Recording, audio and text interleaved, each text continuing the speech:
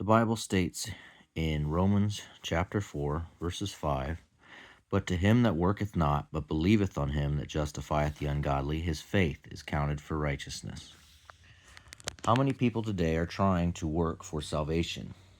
You have the Jews, Catholics, Jehovah's Witnesses, Mormons, Buddhists, Muslims, and even most Christians.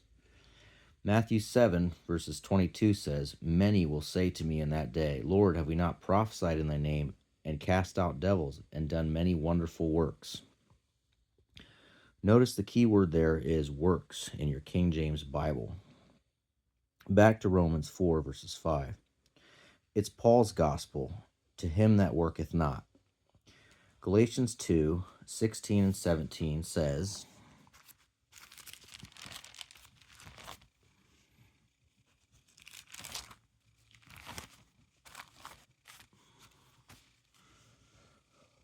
"Knowing that a man is not justified by the works of the law, but by the faith of Jesus Christ. Even we have believed in Jesus Christ, that we might be justified by the faith of Christ, and not by the works of the law. For by the works of the law shall no flesh be justified."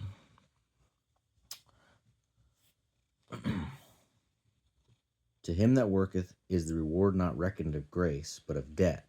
That's Romans 4, verses 4. Think about this. If we try to work for our salvation by keeping the law and trust our works, it is counted as a debt to God. We owe him a perfect life. Now,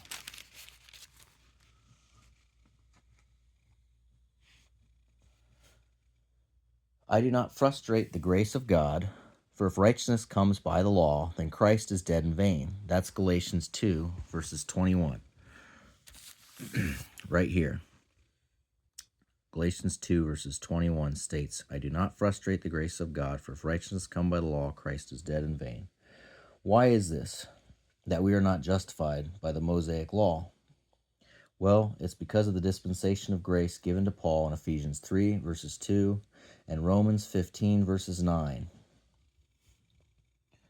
That the Gentiles might glorify God for his mercy. See, he gets the glory for our salvation. It's not us. That's the key point to remember in all this. He wants to get the glory. It's not us as Gentiles who get the glory. It's Christ. One last verse to wrap this up would be 1 Corinthians 1, verses 29. And that says that according as it is written, "He that glorieth, let him glory in the Lord." And also that no flesh should glory in his presence, 1 Corinthians 1:29. "For the preaching of the cross is to them that perish foolishness, but unto us which are saved it is the power of God," 1 Corinthians 1, verses 18. So to think that your works have any effect on your salvation robs Christ of his sacrifice.